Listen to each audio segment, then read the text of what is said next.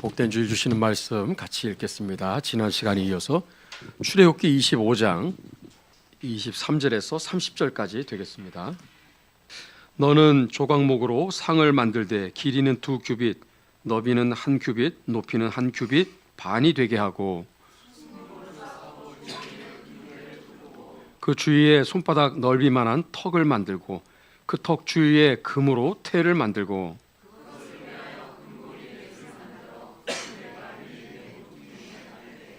턱 곁에 붙이라. 이는 상을 맬 채를 꿰을 곳이며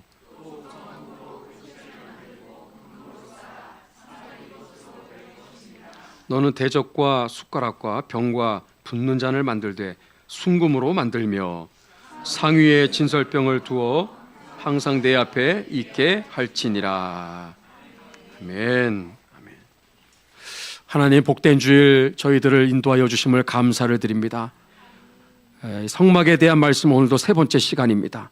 감춰졌던 이 하나님의 말씀, 하나님 밝히 깨닫게 도와주시고 개인과 우리 교회와 또 나라 살리는 놀라운 은혜의 말씀으로 하나님 이 말씀이 살아 역사하게 하여 주시옵소서. 예수님의 이름으로 기도드리옵나이다. 아멘. 우리 PPT를 한번 띄워주시겠습니다. 여러분, 출애굽기의 말씀은 1장에서 40장까지 있습니다. 출애굽기의 목적은 무엇일까요? 출애굽이 아닙니다. 애굽에서 탈출해서 출애굽하여 홍해를 건너는 것, 그것이 출애굽의 목적이라면 14장에서 이미 끝나야 돼요. 근데 출애굽의 역사는 그 다음부터 이야기가 굉장히 길어지면서 40장까지 무려 출애굽의 그 사건보다도 더 많은 이야기들이 본격적으로 홍해를 건넘과 동시에 이제 시작되는 거예요. 출애굽의 목적은 시내산에서 거의 1년을 머물잖아요. 이스라엘 백성들이 두 가지가 있었습니다. 1년의 그 시간 동안 하나님으로부터 율법을 받고 율법의 말씀을 받고, 하나가 성막의 설계도를 받아 성막의 설계도대로 성막을 건축하는 이제 작업을 이제 하게 되는 거예요. 그런 일이 이제 시내산 자락에서 그들이 머물고 있었던 1년 동안 벌어지게 되는 일입니다. 모세는 시내산에 1년 동안 머물면서 시내산에 1차에서 2차, 3차, 몇 차까지 시내산을 등반을 했을까? 여러분 그런 거 관심 있으세요?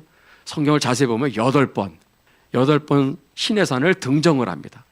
성막의 이 설계도는 여섯 번째 시내산에 올라갔을 때 하나님이 계시로 모세에게 보여주신 거예요.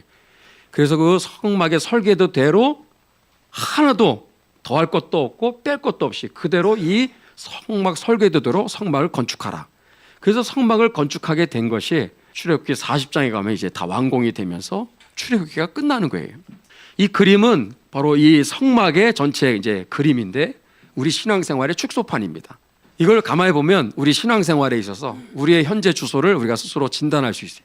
예수님을 믿고 구원을 받았다고 해도 다 똑같은 게 아니고, 어떤 사람은 여기가 이제 들어가는 입구가 딱 유일하게 하나뿐이에요. 오른쪽 동쪽 방향.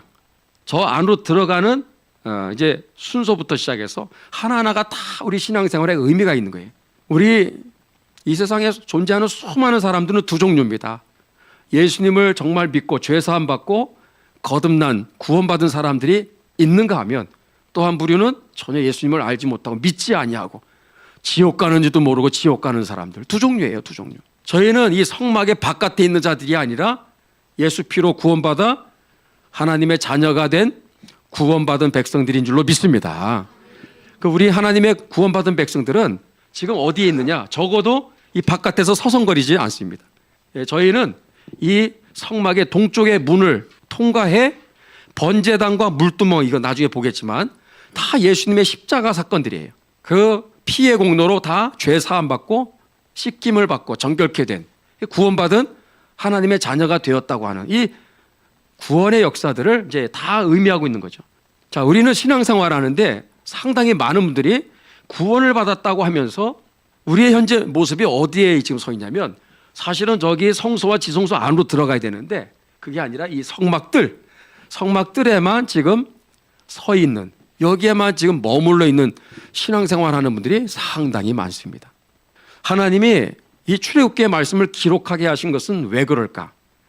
저와 여러분들을 이 성막의 동쪽 입구로 통과하여 번제단과 물두멍을 지나서 결국은 어디로 우리를 인도하고 싶은 거예요? 가장 거룩한 장소, 하나님을 만나는 장소.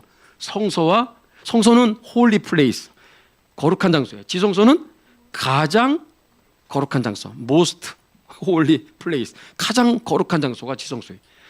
출애굽기의 목적은 저와 여러분들을 하나님께서 바로 이 성소와 지성소로 초청하셔서 살아계신 하나님, 창조주 하나님, 전능하신 하나님, 높고 위대하신 하나님이 죄인된 저와 여러분들을 만나 주시겠다고 하나님이 마련해 주신 장소가 성소와 지성소예요. 그래서 우리는 반드시 신앙생활 하면은 어떻게 됐냐? 가짜 그리스도인은 빨리 회개하고 예수님을 믿고 이 구원의 뜰 안으로 들어가야 돼. 안으로 들어가야 되는 거예요. 그래서 이 안으로 들어가서 항상 매주마다 우리는 여기 아까도 회개기도 했잖아요. 예배 시작할 때마다 예수 피, 예수님의 십자가 보혈의 공로 의지하여 한 주간의 나의 삶을 돌아보면서 회개하는 작업을 해야 돼요. 죄의 문제가 해결되지 않고는 여러분 한 시간 우리가 예배를 드릴 때 어떤 사람은 받으시는 예배가 있고 어떤 사람은 하나님 안 받는 예배가 있어요. 안 받는 예배는 왜 그렇죠? 회개 없이 하나님께 나아가기 때문에 그래요. 우리는 반드시 예배 드릴 때마다 나를 돌아보면서 숨은 죄악들, 내 입술로 생각으로 손과 발로 부지불식간에 지은 죄들이 얼마나 많습니까? 저부터 시작해서 제가 제일 많을걸요. 신앙생활하면서 목회자는 목회자로서, 설교자는 설교자로서 또 내가 전한 그 말씀대로 그렇게 살아갔느냐? 또 그렇지도 않거든요. 설교자로서의 그 엄중한 그 책임이 있는 거예요. 스스로 나 자신을 또 신앙을 지켜내면서 또 여러분을 이끌어가야 되는데 그러지 못할 때가 너무 많거든요. 그러니까 하나님 앞에 나갈 때마다 저부터 시작해서 회개하는 회개 기도를 안 하고서는 난 예배 인도도 못해요. 예배 인도가 뭡니까? 하나님 앞에 나아가는 것 자체가 안 되는 거예요. 우리는 반드시 주회전에 나올 때마다 또 교회 생활할 때마다 항상 잊어서는 안 되는 것은 우리는 성막 뜰에 머물러 있는 그러한 신앙인이 되어서는 안 되고 성소 안으로 들어가서 살아계신 하나님을 만나야 된다라는 거예요. 이 자리로 나아가야 돼요. 이게 뭐야? 예배고 이게 바로 기도인 것입니다. 하나님 저를 또 여러분을 예배 자리로 초청하시고 또 기도의 자리로 지금 초청하고 있습니다. 우리 그렇기 때문에 우리는 이 뜰에만 머물러 있는 신앙이 아니라 이 성소와 지성소 안으로 반드시 들어가야 된다는 것을 말씀해 주고 있는 것이 뭐냐? 오늘 읽은 출애굽기 25장 23절부터 마지막 40절까지의 내용이 되겠습니다. 그래서 오늘은 우리가 오늘 읽은 내용은 떡상에 대한 얘기예요. 근데 뒷부분도 읽어야 되는데 그냥 제가 설교로 대신하려고 합니다. 그래서 오늘 제목은 따라해 볼까요? 떡상과 등대. 떡상과 등대. 23절에서 30절까지는 떡상. 사실 정확하게 번역한다면 빵 테이블. 빵을 12개 올려놓은 그 빵은 이스라엘 백성들을 상징하는 이스라엘 교회를 상징하는 12빵을 여기 쫙 진설해 놓은 것을 진설병이라고 우리가 그렇게 여기 표현하고 있죠. 빵 테이블입니다. 또 하나는 뭐다? 등대. 등대가 또 서로 마주보고 있는 그런 모습으로 이렇게 안치가 되고 있습니다. 그래서 여러분 여기 보면 다음 그림이죠. 저 안에 성소와 지성소 커튼을 이렇게 탁 제끼면 저렇게 되어 있어요. 잘 보이는지 모르겠지만. 그래서 가장 거룩한 지성소 안에는 언약궤와 법궤, 속죄소가 있고 지금 오늘 우리가 보는 이제 지성소 말고고 지성소 가기 전에 성소 안에는 뭐가 있다? 자, 이렇게 되어 있습니다. 오른쪽은 지성소예요. 지성소 안에는 가장 진짜 하나님의 영광과 임재가 머물고 있는 언약궤와 속죄소, 가장 중요한 건 속죄소라고 그랬죠. 이 강대상이 저 언약궤를 형상화해서 만든 거라고 말씀드렸어요. 요 밑에가 이제 법궤, 언약궤라고 할 수 있고 이 뚜껑은 속죄소입니다. 속죄소가 가장 비싼 고가의 물건인 것 같아요. 이 통째가 다 금덩어리야, 금덩어리. 이건 지금 나무지만 그래서 그 속죄소 위에 하나님이 임재하시겠다고 그렇게 약속하셨어요. 여기에서 너에게 내가 할 말 있으면 내가 너에게 말을 반드시 고할 것이다. 이게 지성소가 바로 하나님의 임재가 나타나는 그러한 아주 제일 중요한 장소가 바로 이 속죄소 위의 장면이죠. 대제사장도 여기 함부로 들어가는 게 아니라 1년에 딱 한 번 대속죄일에 이렇게 들어가서 피를 뿌리게 돼 있죠. 그 다음에 성소는 뭐가 있죠? 3가지가 있습니다. 참 신기한 것은 오늘 출애굽기 말씀 25장 23절부터 보면 지난 시간에는 언약궤 그다음에 속죄에 대한 얘기를 했잖아요. 순서가 그다음 무슨 내용이 나오냐면 떡상이 나와요. 떡상. 이게 순서가 다 의미가 있는 겁니다. 하나님은 가장 중요한 얘기부터 지금 하고 있는 거예요. 지금 우리가 볼 땐 저 동쪽 입구부터 시작해서 번제단, 물두멍 뭐 이렇게 성막들, 울타리 이런 이야기들을 얘기할 것 같은데 그게 아니고 가장 중요한 내부의 가장 중요한 하나 이렇게 설명을 지금 하고 있는 거예요. 가장 중요한 여기 성막의 목적이 무엇인지를 하나님께서 말씀해 주고 있습니다. 그래서 여기 떡상이 나오고 그다음 떡상을 비추는 뭐 등대가 이렇게 서로 딱 마주보고 있죠. 그게 오늘 내용이에요. 그래서 저는 이 두 가지 떡상과 등대 이야기를 함께 나누어 보려고 합니다. 다시 지성소의 내부를 보시면 뭐 사진은 명확하지 않지만 언약궤와 속죄소가 있습니다. 그다음 성소는 이거는 실제로 한번 그렇게 꾸며서 찍은 사진인데 저 안으로 들어가면 지성소가 있고 여기가 성소입니다. 성소의 오른쪽에 뭐가 있어요? 들어가면 딱 오른쪽에 있는 게 떡상, 왼쪽은 등대. 저 가운데 있는 건 뭐다? 분향단이라고 해요. 분향단, 향을 피우는 저 기도를 상징하는 겁니다. 하나님의 임재 앞에 가장 가까이 나아가는 가장 영광스러운 가장 축복된 사역이 무엇이냐면 바로 기도죠. 기도. 그래서 이 분향단이 바로 그거를 보여주고 있는 거예요. 나중에 또 볼 겁니다. 자, 오늘 출애굽기 25장 37절 한번 읽어봅니다. 시작. 등잔 7을 만들어 그 위에 두라. 다시 한번 등잔 시작.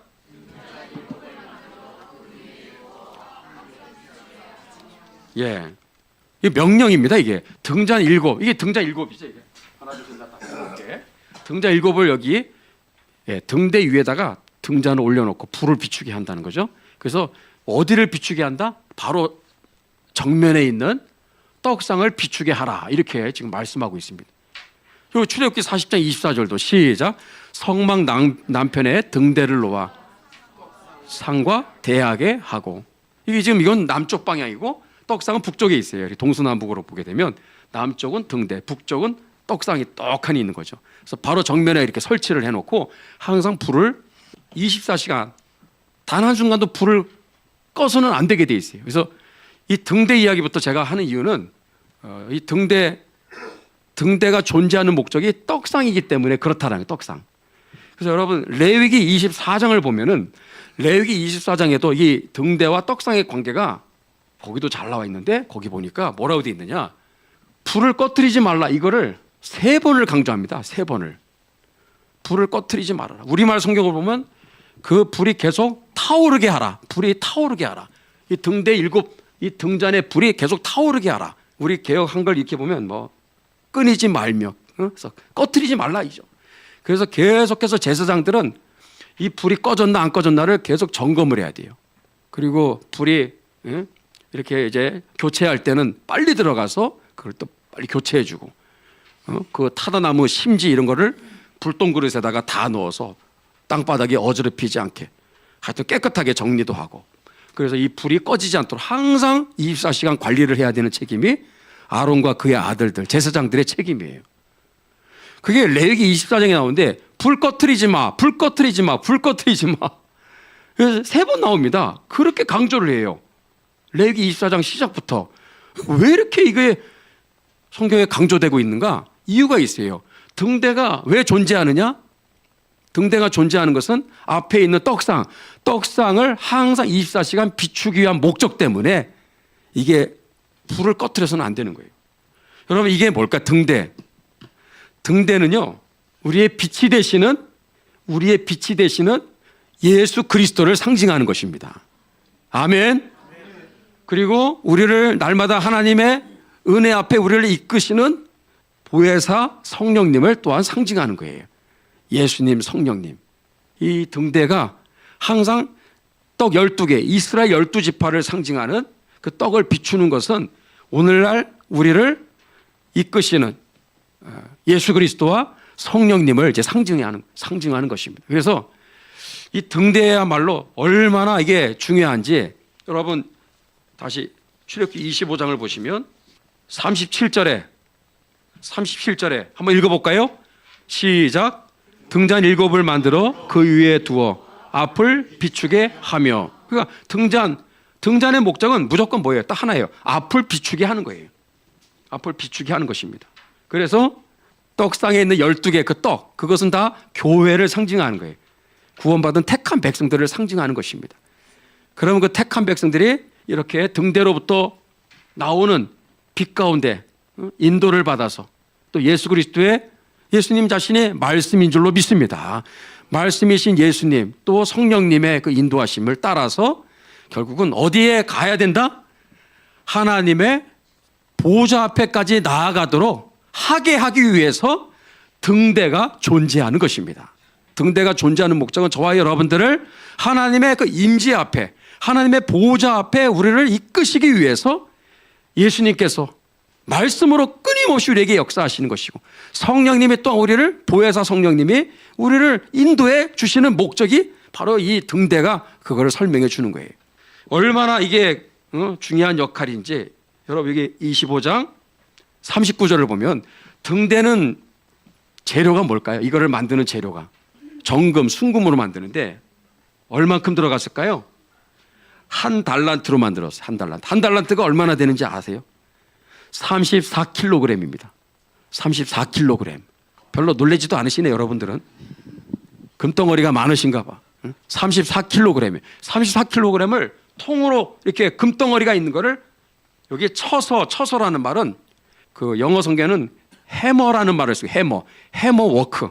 해머로 쳐서 망치로 정교하게 이거를 두드려서 계속해서 작업을 해가지고 이거를 이렇게 만든 겁니다.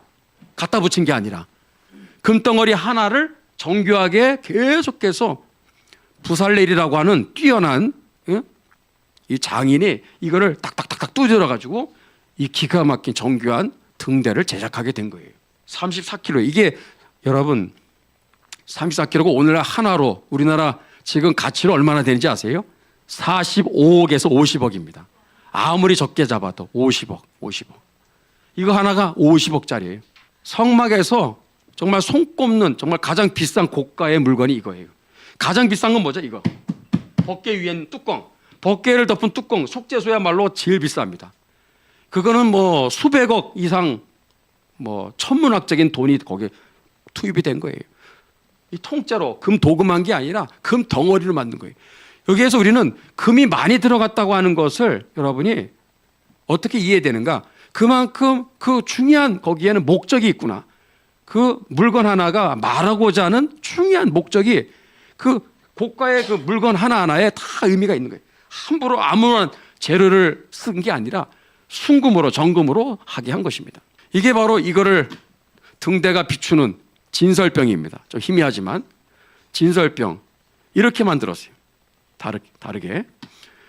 그래서 우리 25장 23절부터 보면 제가 이 성막을 이렇게 전하는데 정말 구절구절 하나하나를 제가 하나도 토시도 안 빼놓고 지금 그렇게 지금 하나하나 지금 보면서, 그러나 설교 시간에 다 전하지는 못합니다. 이거 다 알겠다 여러분 정말 다 꿈 날아갈 수밖에 없어요. 이 복잡한 내용인데, 근데 이 내용에서 저는 정말 대단합니다. 23절을 보세요. 출애굽기 25장 23절에 보면 이게요, 사이즈도 내 마음대로 하는 게 아니에요. 하나님이 지정해 주신 사이즈가 있어요. 놀라운 것은 딱 하나 기억하세요. 23절에 보니까 고가 높이죠. 높이가 1규빗 반이 되게 하라고 되어 있어요. 1규빗 반. 여러분 지난 시간에 봤죠? 언약궤 높이가 몇 규빗 반인지 아세요? 10절에 나온 대로 우리 지난 시간에 봤어요. 1규빗 반. 똑같아요? 안 똑같아요? 똑같아. 1규빗 반은, 규빗은 여기 팔꿈치에서 여기 중지까지가 1규빗 45cm입니다. 45cm. 놀랍게도 언약궤의 높이와 여기 이스라엘 백성들, 택함받은 주의 백성들, 교회를 상징하는 이 진설병을 올려놓은 이 테이블 높이랑 똑같아.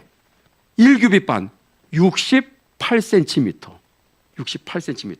와, 68cm 보세요. 그 외에도 이게 이거는 그냥 지나가는 거를 보여드린 거예요. 부속기구들이 있어요. 여기 진설병에 딸린 여러 부속기구들, 대접, 숟가락이라고 되어 있는데 29절에 이 숟가락은 사실 정확한 번역이 아닙니다. 이거는 영어로 된 게 정확해요. 영어에는 팬이라고 돼 있어요. 후라이팬 있죠, 후라이팬. 후라이팬 할 때 그 팬이 바로 이 숟가락의 정확한 번역입니다. 조그만 저렇게 아주 소형 후라이팬 정도, 그 사이즈 정도라고 생각하시면 돼요. 숟가락입니다. 이거 다 예배 드릴 때, 제사 드릴 때 쓰여지는 다 부속기구들이에요. 이거 다 붓는 병, 붓는 잔 다 금으로 만들었죠. 자, 이건 지나가는 얘기입니다. 오늘 진짜 중요한 오늘 핵심은 이거예요. 이게 뭐다? 왼쪽에 언약궤. 하나님의 임재를 상징하는 언약궤. 오른쪽은 떡상입니다. 떡상. 떡상은 그의 택한 백성들을 상징하는 것이죠. 자, 오늘 제일 중요한 말씀은 출애굽기 25장 30절이에요. 다시 한번 시작.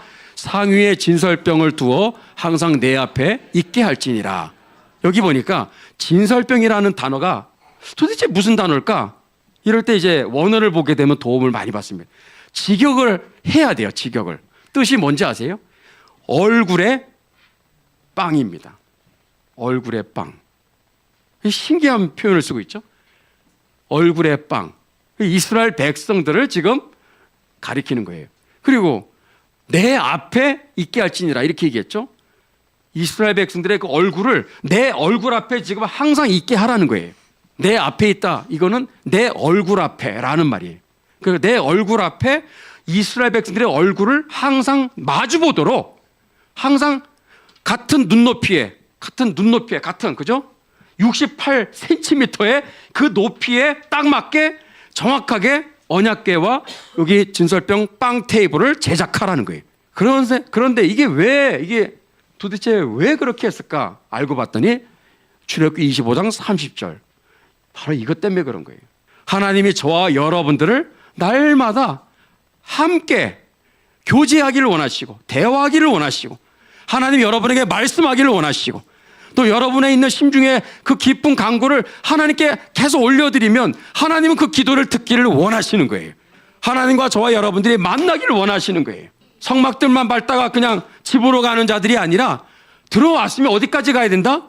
성소 안으로 들어가야 돼. 성소 안에 거기에 계시는 하나님의 임재 안에 우리가 들어가야 된다는 거예요. 그 하나님은 우리를 그렇게 초청해 주시는 거예요. 그 안에 정말 놀라운 거 아닙니까?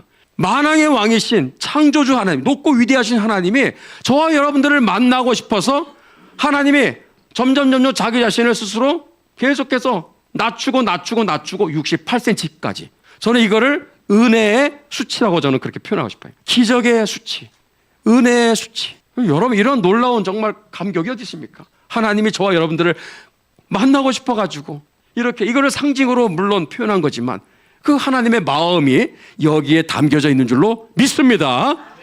그래서 여기 하나님의 명령이에요. 68cm야. 거기다가 너희 이스라엘을 상징하는 떡을 12개를 항상 이 떡도 일주일 단위로 교체를 했어요. 그래서 안식일마다 제사장들은 교체하게 돼 있어요. 일주일 동안 묵은 빵은 제사장들이 다 먹어요. 그거를. 일주일 단위로. 그 변질되면 안 되니까. 또 의미가 있는 거예요. 여러분 이렇게 일주일마다 우리가 모여서 예배 드리는 이 시간. 제가 했던 얘기 또 하고 합니까? 아니잖아요. 계속해서 이 시리즈로 계속 나가지 않습니까? 항상 하나님의 말씀은 새롭게 우리에게 들려져야 됩니다. 새롭게 깨달아져야 됩니다.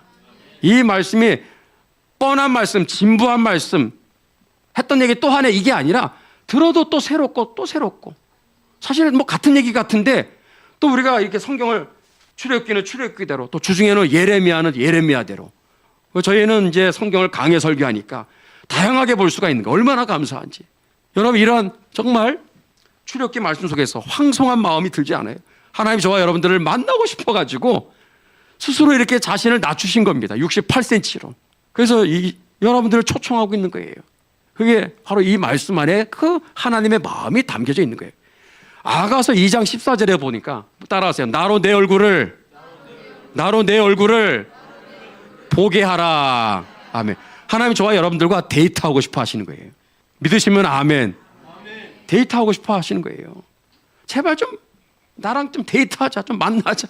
교회 그냥 겉도듯이 이렇게 신앙생활 하지 말고 뜰만 밟고 지나가듯이 그렇게 하지 말고 네, 정말 성소 안으로 들어오라. 성소 안으로. 그리고 나와 깊이 좀 만나자. 그리고 나와 좀 사귀자. 나로 좀 내 얼굴 좀 보게 해라. 얼굴 좀 보게 하라. 지금 그 하나님 말씀하고 있는 거예요. 그래서 여기에서 들려지는 하나님의 말씀을 듣고 또 우리는 또 하나님의 보좌 앞에 나아가 우리 안에 있는 그 간구와 기도, 내 개인의 기도와 또 우리 교회 기도 제목이 얼마나 많습니까? 또 이 대한민국을 생각하면 얼마나 기도 제목이 많아요. 저는 요즘에 이란을 위해서 기도하기 시작했어요. 이란. 제가 어렸을 때 1979년에 그 팔레비 왕조가 무너지고 정말 호메이니가 막 들어서면서 무지막지한 지구상에 저 북한 정권과 쌍벽을 겨누는 생지옥 같은 나라가 된 거예요. 자유와 인권이 아예 없는. 근데 50년 만에 지금 어마어마한 지금 격변이 일어나고 있는데 여러분 그 하나님이 하시는 역사입니다. 이게 저 땅에 수많은 기독교인들이 있는데 지하교회 성도들, 지구상에서 기독교회가 가장 급속하게 성장하는 나라가 어디예요? 이란입니다. 이란. 이란이 지구상에서 가장 강력한 부흥이 일어나고 있어요. 성경에 나오는 기적 같은 일이 막 일어나고 있고 부흥이 막 일어나고 있어요. 그런 핍박 속에서도 굴하지 않고 정말 초대교회 때 로마 제국에 의해서 핍박 중에도 교회가 막 성장했던 것처럼 그 핍박 중에 이란의 교회들이 막 그렇게 지금까지 엄청나게 기적같이 성장하고 있단 말이죠. 저 이번에 이런 사건을 보면서 하나님 반드시 저 악한 정권을, 하메니 정권을 반드시 끝장낼 줄로 믿습니다. 그 배후에는 여러분 기도하는 사람들이 있었던 거예요. 정말 이란을 생각하면 저 비밀교회, 지하교회 성도들의 그 눈물을, 그 기도를 하나님이 반드시 들으실 텐데. 근데 보니까 지금 그 역사가 지금 우리 눈앞에 다가오고 있는 것입니다. 저 이란이 무너지면 중국 공산당과의 끈앞을도 끊어지게 될 것이고 중국 공산당 수족이 잘리면 뭐 아무리 힘도 못 써, 솔직히. 그럼 결국은 북한 정권의 또 붕괴로 이어지게 될 것입니다. 지금 엄청난 세계사적인 사건들이 베네수엘라를 시작으로 지금 얼마 또 있다가 또 이란이 저렇게 되면서 이란 안에 지금 엄청난 지금 대학살이 벌어지고 있어요. 추정컨대 2만 명까지도 지금 총살돼서 사람의 얼굴에다 총을 쏴서 죽이잖아요. 조준해서. 이런 정말 끔찍한 일들이 벌어지고 있는 거예요. 그래서 우리는 이 말씀을 기억해야 돼요. 여기도 얼굴이 나온단 말이에요. 우리의 간구와 기도가 단지 하나님과 나 사이의 1대1의 관계에서만 그렇게 은혜에만 머무는 게 아니라 그 하나님의 임재 앞에 성소 앞에 나가 하나님의 말씀을 듣고 그리고 하나님께 기도를 올려드리는 이러한 깊은 은혜의 그 자리에 나아가게 될 때 여러분 이 땅이 고침받는 역사가 일어나게 되는 거예요. 개인적인 신앙에만 머무는 게 아닙니다. 한번 읽어봅니다. 시작. 내 이름으로 일컫는 내 백성이 그 악한 길에서 떠나 스스로 겸비하고 기도하여 내 얼굴을 구하면 내가 하늘에서 듣고 그 죄를 사하고 그 땅을 고칠지라. 아멘. 내 백성들이 죄를 회개하고 누구를 구하면? 하나님을 구하면. 그게 내 얼굴을 구하면 이렇게 표현하고 있는 거예요. 성경에 여러분 얼굴이라고 하는 이 말이 하나님께 쓰여질 때는 그것은 임재를 뜻하는 거예요. 하나님의 임재, 하나님의 주권, 하나님의 통치, 하나님의 영광, 하나님의 공의, 하나님의 정의, 하나님의 섭리, 이게 얼굴이라는 단어에 다 들어가 있는 거예요. 하나님은 결코 죽으시지 않습니다. 죽지 않고 죽을 수도 없어요. 하나님은 어제나 오늘이나 영원토록 동일하신 하나님이십니다. 하나님은 그냥 팔짱 끼고 역사의 관망자가 아니라 때가 차면 하늘을 가르시고 이 땅을 다스리시고 세상 역사들을 뒤집어 엎으시고 하나님을 대적한 자들은 산산이 깨어질 것이라. 사무엘서 2장 10절에 있는 대로 하나님의 정말 진리를 대적하고 교회를 대적하고 핍박하는 자들 다 때가 차면 하나님이 심판하시는 것입니다. 그리고 하나님의 나라가 이 땅에 오게 돼 있는 거예요. 이 얼굴을 구한다는 것은 하나님의 그 공의와 긍휼과 자비와 그분의 주권과 통치와 영광을 구하는 그 기도거든요. 얼마나 놀라운 기도입니까? 지난주에 우리 오살리에서 월요일부터 금요일까지 있었던 그 컨퍼런스, 그 집회는 뭐예요? 하나님의 얼굴을 구하는 기도예요. 내 얼굴을 구하는 게 아닙니다. 내가 잘 되겠다. 내 자식 새끼들 잘 되게 해달라고. 내가 잘 먹고 잘 살게 해달라고. 내 성공을 위해서, 내 이름을 위해서 모인 게 아니라 순수하게 완전 이타적이잖아요. 나라를 위해서 그것도 금식으로 한다니 야 대단한 거예요. 제가 갔더니만 학생들이 조그만 학생들이 여기 왔던 학생들이죠. 여기 와가지고 독후감 또 공모전 시상식도 여기서 했었는데 그 친구들이 거기 쭈루루 있더라고. 그래서 저를 딱 보더니 와서 인사하는데 와 너희들 언제부터 왔냐? 월요일부터 왔어요. 저희들도 지금 금식해요 그러더라고. 꼬맹이들이 다 근데 힘들어요. 당연히 힘들죠. 근데 금식하고 있대요. 와 애들이 참. 그러면서 하나님께 그렇게 애들이 밝은 모습으로 찬양하고 기도하는 그런 모습을 제가 보고 왔는데 여러분 올 한 해 우리의 좌우명이 되는 구절 되기를 축복합니다. 하나님의 얼굴을 구해야 돼요. 그러려면 여러분 어떻게 되는가? 오늘 자, 이 내용 이제 결론 조금만 더 하고 마치겠는데, 여러분 언약궤죠? 한번 읽어보겠어요. 히브리서 4장 16절 시작. 때를 따라 돕는 은혜를 얻기 위하여 은혜 보좌 앞에 담대히 나아갈 것이니라. 히브리서는 성막의 내용이 굉장히 많이 나옵니다. 성막을 모르면 히브리서는 이해가 안 돼요. 여기 보니까 때를 따라 돕는, 여러분 하나님은 저와 여러분들의 인생 가운데 때를 따라 우리를 도우시는 하나님이십니다. 원문에 보면 이게 때를 따라 돕는 게 아슬아슬한 순간에 우리를 돕는다, 이런 뜻이에요.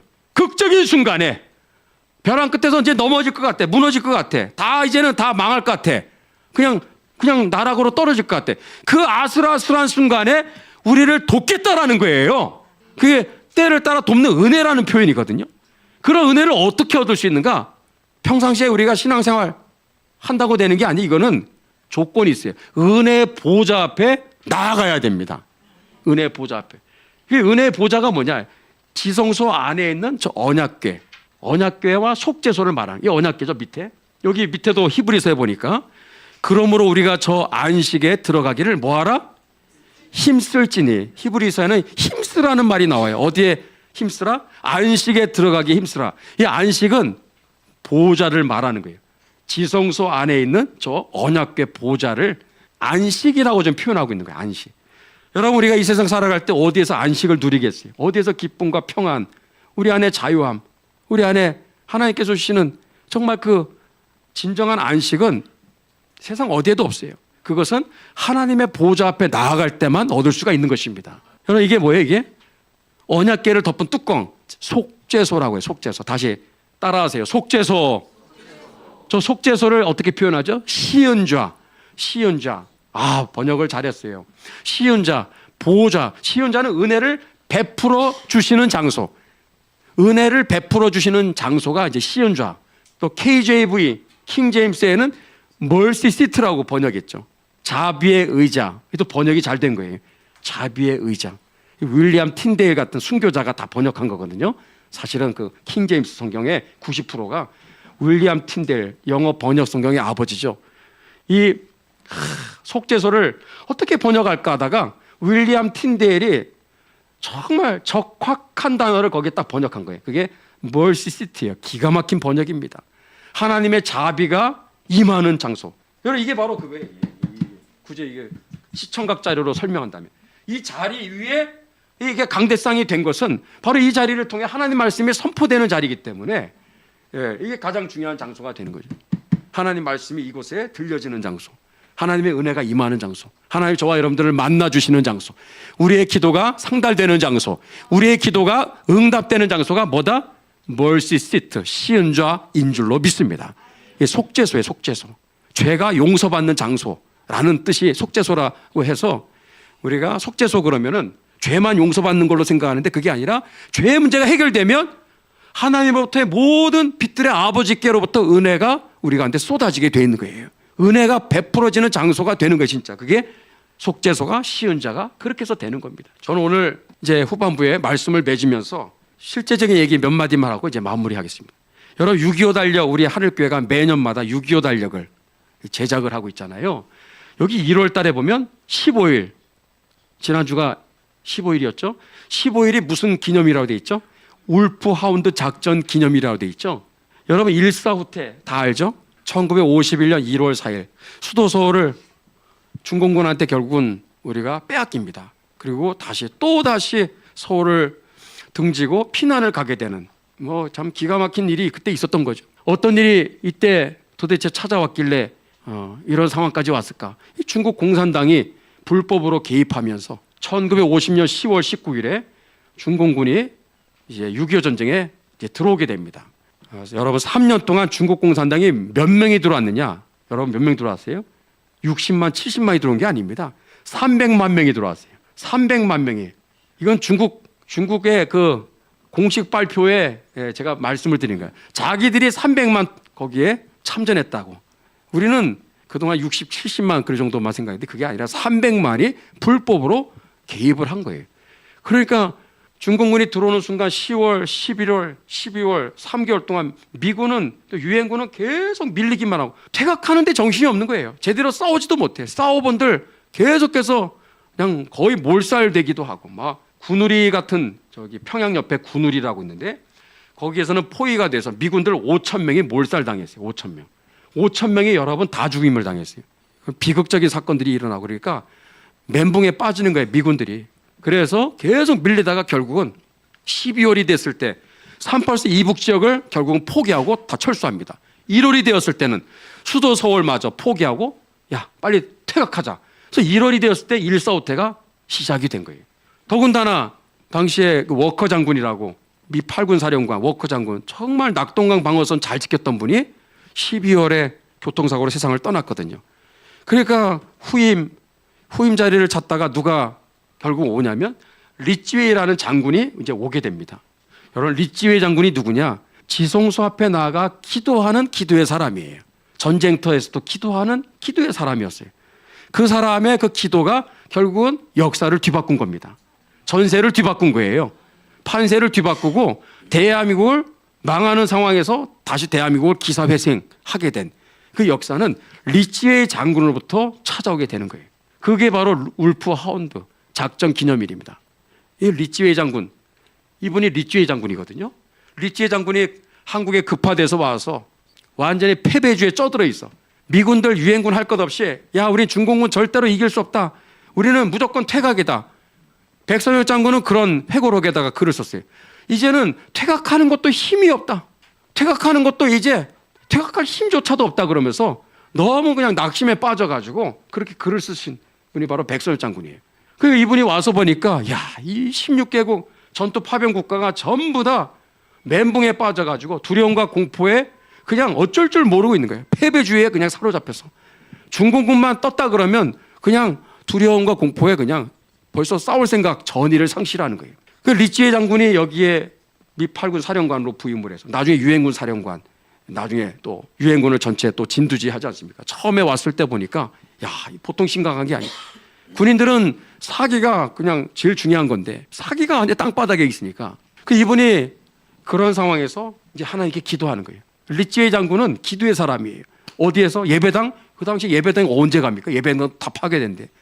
전쟁터에서 하나님과 독대하면서 그 지성소 가운데 나아가게 되는 거예요. 여러분 우리의 일상생활 속에서 여기에 나와서 기도하는 것도 지성소 가운데 나가는 것이지만 여러분 버스를 타면서 지하철 타면서 설거지하면서 걸어다니면서 여러분 어디에 있든지 간에 여러분의 삶 가운데 지성소를 끌어와야 되는 거예요.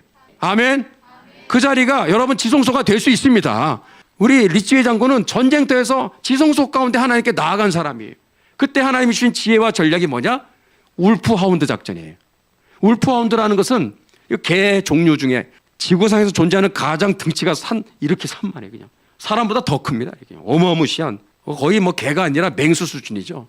그래서 이 울프 하운드가 이게 아일랜드산 울프 하운드가 세계에서 제일 유명합니다. 이거는 번역하면 사냥개를 잡는 개, 사냥개를 잡는 늑대를 잡는 사냥개라는 뜻입니다. 늑대 잡는 사냥개예요.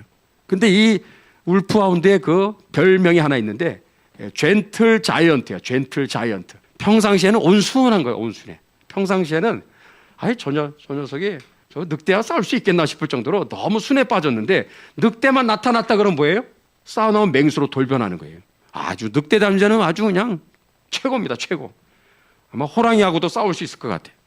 이 울프 하운드라는 그 이름이 붙여진 부대 이름이 미국의 25사단 27년대입니다. 27년대 부대가 이러한 명성을 갖고 있는 거예요. 울프 하운드 부대라는 이름에. 평상시에는 아주 젠틀한 것 같아요. 아주 온순하고 아주 부드럽고 그런데 적들을 만나면 무시무시한 정말 뭐 천하무적인 거죠. 리찌웨이 장군은 기도 중에 27년대를 생각했고 27년대 부대장이 누구예요?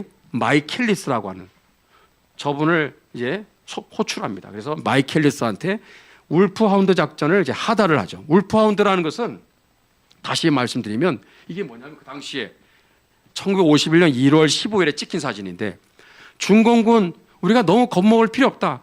세상에 약점이 없는 군대가 없다. 한번 우리가 찔러보자. 그래서 정찰을 일단 목적으로 이렇게 쭉 북쪽으로 올라가면서 혹시나 중공군이 나타나면 한번 맞붙어 보는 거예요.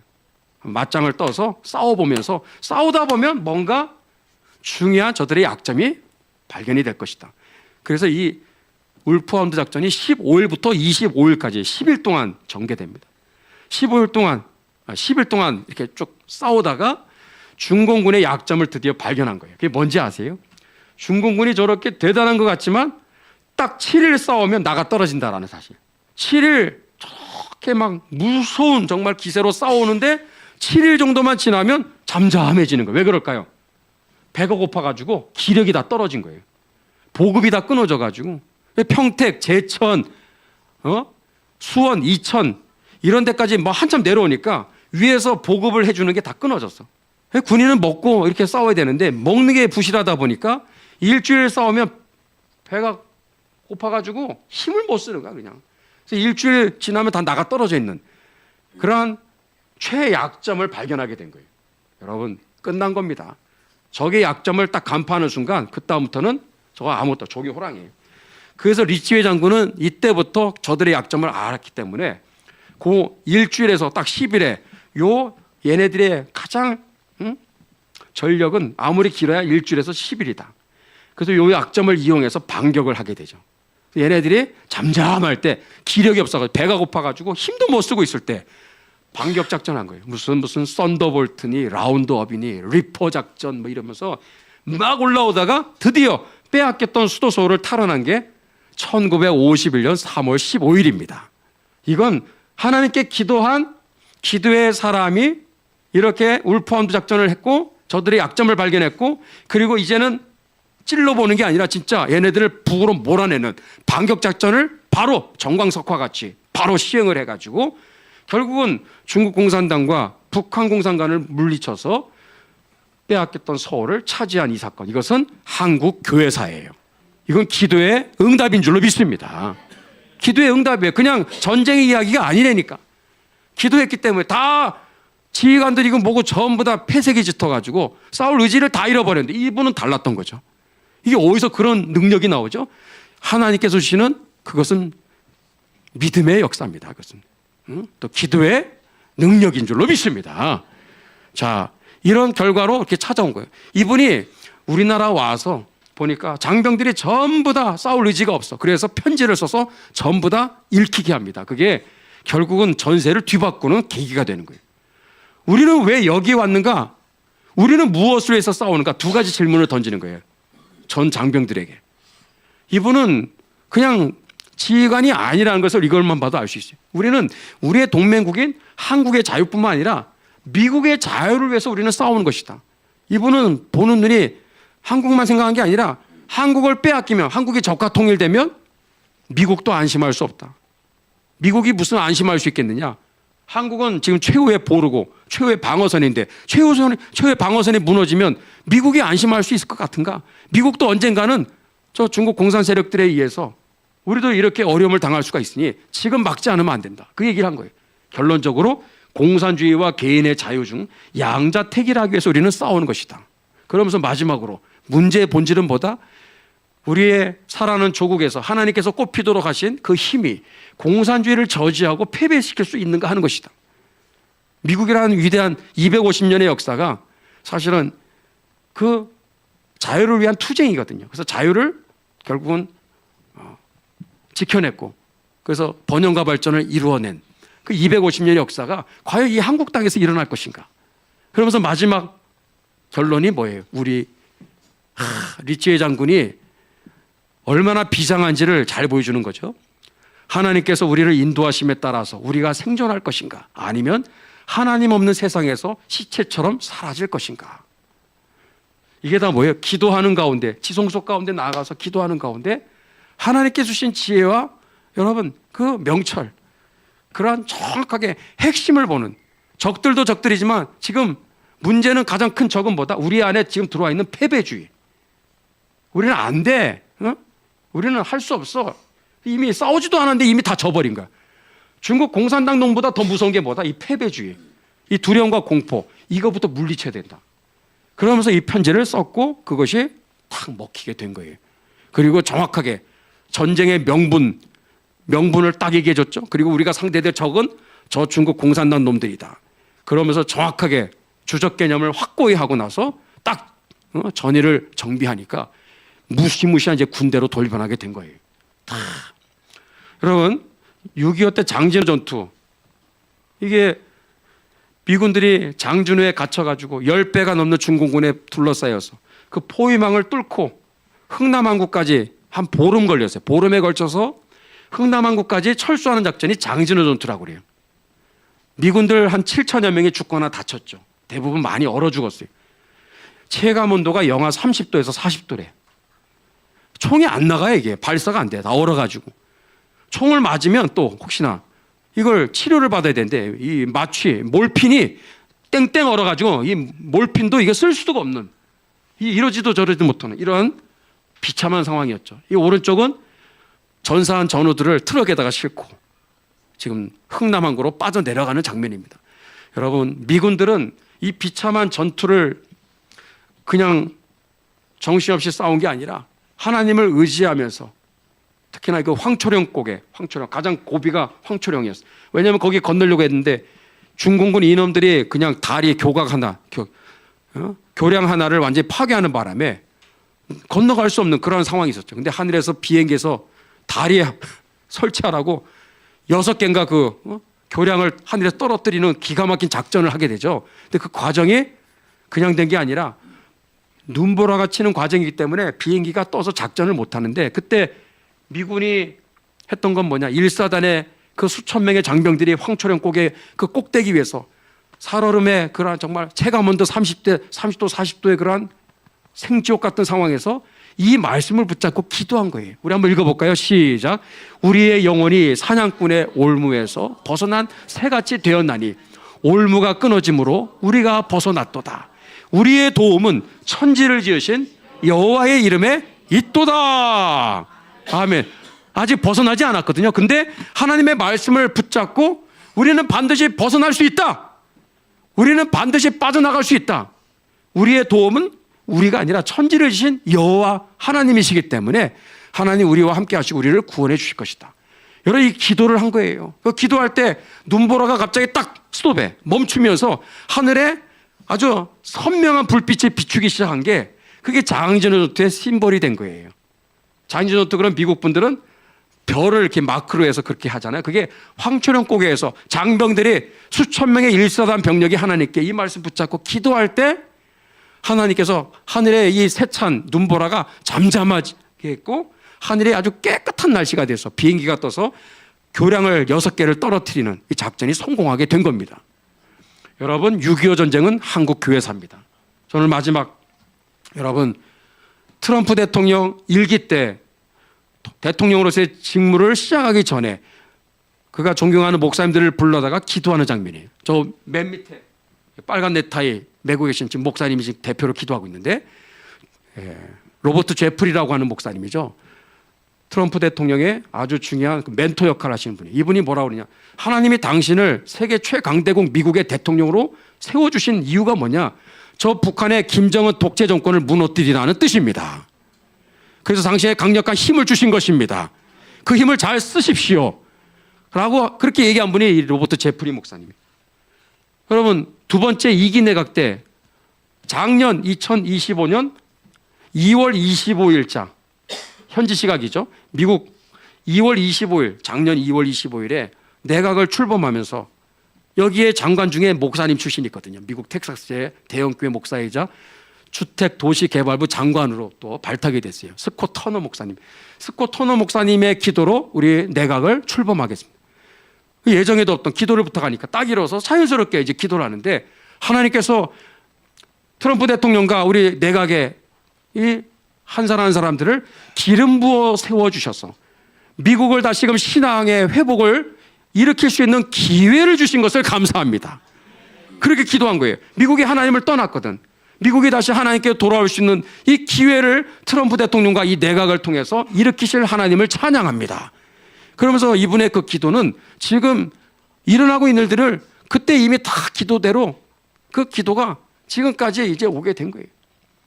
그래서 미국이라는 나라가 하나님께로 돌아오고 신앙으로 돌아오고 그리고 전 세계 모든 국제 질서에 정말 자유가 억압당하고 자유를 빼앗기고 탄압받는 그런 온 세계 나라들 가운데 이 자유가 확산되는 일에 주님 미국을 다시금 사용하여 주시옵소서. 그래서 여호와를 자기 하나님으로 믿는 백성들은 복이 있도다. 그 고백을 하면서 터너 목사님께서 미국을 축복하고 대통령을 축복하고 내각을 축복하면서 우리에게 주신 사명과 우리에게 직임이 그냥 단순한 게 아니라 전 세계 이 자유 질서를 회복하고 전 세계 자유를 회복하고 확산시키는 이 막중한 사명을 대통령과 우리 모두에게 부여해 주셨다는 거. 여러분, 베네수엘라가 이미 지금 새롭게 살아나고 있습니다. 지금 이란이 지금 놀랍게 지금 살아나고 있습니다.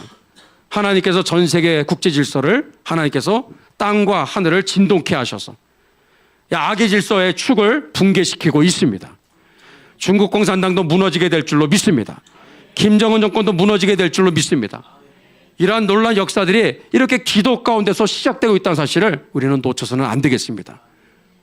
말씀을 맺고 이제 기도하겠습니다. 여러분들 주 앞에 주중에도 또 한 해 이제 시작하면서 주님 앞에 무시로 늘 끊임없이 주님의 보좌 앞에 나아가 하나님께 기도하는, 그리고 말씀 앞에 날마다 나아가는, 그래서 그 안에서부터 주신 귀한 여러분들의 삶의 그 부르심, 그 사명, 그 직분을 잘 감당하시고, 그래서 우리 하늘교회는 하늘교회 되도록 부흥하는 한 해가 될 줄로 믿습니다.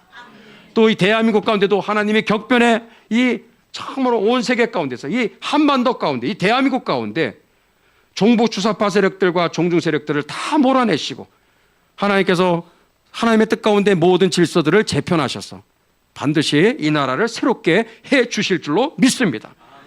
그 일에 저와 여러분들이 기도의 자리에 성소 가운데로 나아가는 우리 모두가 다 되시기를 예수님의 이름으로 축복합니다. 하나님 아버지의 은혜와 사랑을 감사합니다. 기도의 사람들이 되게 하여 주시옵소서. 성전들만 밟다가 그저 기도 없이 성소에 나아가 하나님 만나는 은혜 없이 성전들만 밟다가 1년이고 2년, 5년, 10년, 20년 지나가는 신앙생활하지 않게 하여 주시고, 한 해를 이제 시작하면서 날마다 주의 보좌 앞에, 은혜의 그 보좌 앞에, 성소 앞에, 그 지성소 앞에 더 가까이 나아가 하나님의 말씀에 귀를 기울이고 또 개인과 우리 교회와 이 나라를 위해서 하나님의 자유통일, 복음통일을 위해서 기도하는 주님의 기도의 파수꾼들이 다 되도록 우리를 사용하여 주시옵소서. 예수님의 이름으로 기도드리옵나이다. 아멘.